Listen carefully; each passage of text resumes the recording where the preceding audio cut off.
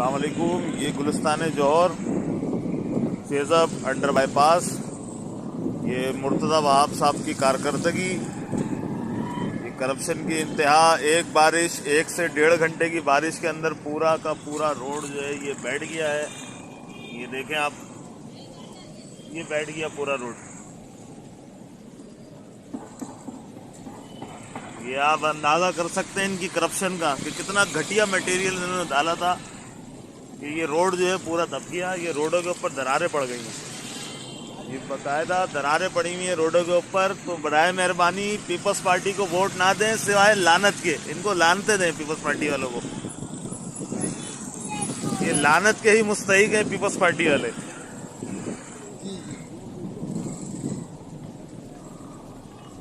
ये मुर्तज़ा वहाब साहब की कारकर्दगी जो है वो सबके सामने आ गई है बिल्कुल।